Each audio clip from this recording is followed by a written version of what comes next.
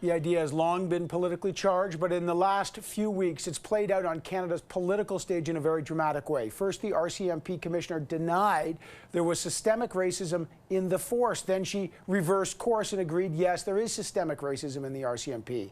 At the Conservative leadership debate on Thursday night, Peter MacKay and Leslyn Lewis agreed there is systemic racism in Canada, while Erin O'Toole and Derek Sloan refused to acknowledge it. But when NDP leader Jagmeet Singh put forward a motion calling for the acknowledgement of systemic racism inside the RCMP and for some ways to stop it, it was denied unanimous consent. Why? One MP, the Bloc House Leader Alain Terrien, refused to support it. He also allegedly made a flippant gesture that angered the NDP leader, who then called him a racist. Mr. Singh refused to retract that comment, and he was booted from the House. The Bloc leader, Yves-François Blanchet, is now demanding an apology from the NDP leader and said if he doesn't, Mr. Singh should face a severe penalty. Again, a key part of this story is why did an MP deny there is systemic racism? But no member of the Bloc would join us to defend that party's position or even explain it.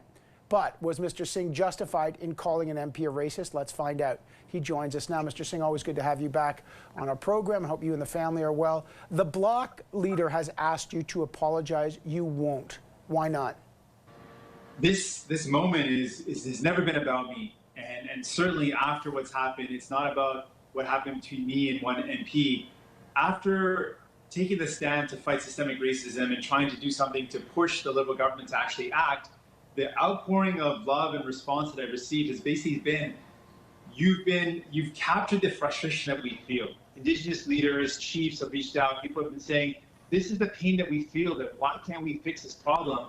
And you captured that. Thank you so much for not apologizing for wanting to fight systemic racism. So at this point, to apologize would effectively betray all the people that now see themselves as mattering. Because for so long, it's exactly that. Racism sends this message that people don't matter, that your lives that are being lost, that doesn't matter. And standing up was standing up for them, and I can't let those people down. You've said anyone who does not agree with the statement that there is systemic racism inside the RCMP is a racist. But look, the former commissioner of the RCMP, Brenda Lucki, the current commissioner of the RCMP formally said there wasn't. Then she said, of course, she reversed course and she said it was. And now you've got Erin O'Toole at the Conservative debate on Thursday refusing to say that there's systemic racism in Canada. So by your own standard, would, say, Mr. O'Toole qualify as a racist? Well, I want to be very clear about this moment. And I don't think it's important for me to go out and name everyone who's a racist. That would take me pretty much forever and it wouldn't really get us anywhere. But this moment is very specific. It wasn't about people saying things outside the House or people saying things in their own position and their own opinions. This is in a moment in the House where every other MP in that House agreed that this motion should go forward. The Speaker was about to pass it. One person stopped it, and this is a motion to acknowledge what the RCMP Commission had already acknowledged. So again, it just was the House coming together to say, let's make it really clear, it does exist, and here are some solutions. But in that context specifically, someone blocking that motion and blocking the opportunity to save some lives and to make some real change, that is racist. But that's it. Okay, so this is a big word, and you know that when you call someone a racist, it's a very serious allegation. And even if many people agree with you that there's systemic racism in the RCMP, and I don't want to have that debate because every time these acts happen, it seems like we go back to square one, and I don't think that's the point here. But for example, in your motion, sir, you had ways to combat it. For example, allocating funding to social services. But I don't know why Mr. Terrien denied this. I have no idea. He won't talk, and we're trying to get him to talk. But as an example, let's say he said, look, I agree there's systemic racism, but I don't think we should be moving money away from the Mounties. I think we should be giving the money because rural police are chronically underfunded, and we should be giving them more resources. That's why I denied the unanimous consent on that motion. I didn't agree with what he was saying, and now suddenly I'm labeled a racist. Do you see why that with so little evidence, calling someone a racist can be perceived as, well, a little dangerous as well? Well, one is the RCMP has little impact on Quebec. It's a fully federally regulated policing service that has very little presence in Quebec. And if there is presence, it's mostly for Indigenous communities. So it doesn't make any sense that someone that represents just one province would care about a federally regulated policing service that doesn't actually impact the day-to-day lives of any of his constituents. The fact that he would oppose something really basic. In the motion, we said, given what we've seen recently, where people who needed a wellness check, or people who needed a mental health check, people who called the police themselves, ended up being killed by the police, that it's pretty clear that we should be responding to a healthcare crisis with healthcare workers. That it shouldn't be the police that are responding. I can't imagine in this moment how anyone would vote against that. But I also want to point out, this wasn't about an opposition party. This was a motion to push the Liberal government and the Prime Minister Trudeau, to take action. I wouldn't have needed to bring this motion forward if Prime Minister Trudeau would have actually done something about the systemic racism instead of the nice words, and I acknowledge he said nice words, but we need to go beyond the words. They become empty if there's not action. Just last question on this. So in reflecting upon this, it's been a couple of days, you and I have had a series of conversations about this. Do you regret calling this particular MP a racist? And would you then use that term again if someone doesn't agree with something that you agree with? Would you hesitate to call someone a racist in the House, or would you say it's time that we can do that now?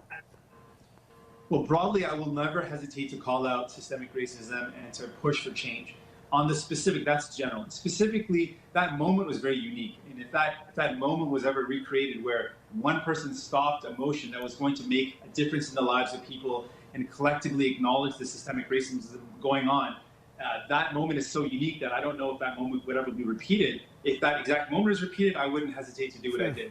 But my goal isn't to label people racist. That's not going to get us anywhere. In that moment, I think it was appropriate.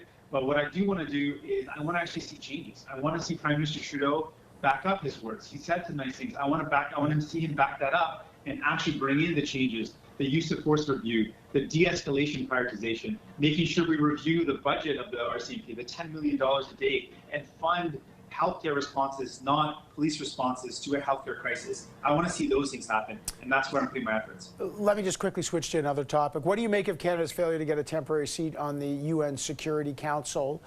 Does it tell you anything about Canada's foreign policy? Well, I certainly think it does signal that our foreign policy is not something that was supported by the world. They didn't think that we had what it took to be a member. I also want to point out, I believe Canada has had a rich history of being a force for peace and for justice in the world, and I was looking forward to us playing that role again. But clearly, our actions weren't good enough to reach that point, and I think we need to improve. I think we need to do a better job as a country, and I'm going to continue to push Prime Minister Trudeau to do a better job of standing up where it's important to stand up and calling out injustice where it is. Just specifically, what do you think, from a foreign policy point of view, Canada could have done differently that might have made a difference that we did not do? I think, given the very troubling comments of President Trump and the unwillingness of Prime Minister Trudeau to call that out, I think that's something that's glaring and obvious. People want to know that someone on the Security Council is willing to call out America or to criticize when American policies are not appropriate, when the Prime Minister or when the President says things that are incredibly dangerous. I think that might have been one specific thing, but I can't tell what the exact reasons are. All right, I really appreciate you joining us. Jagmeet Singh, thank you so much. Thank you. All right.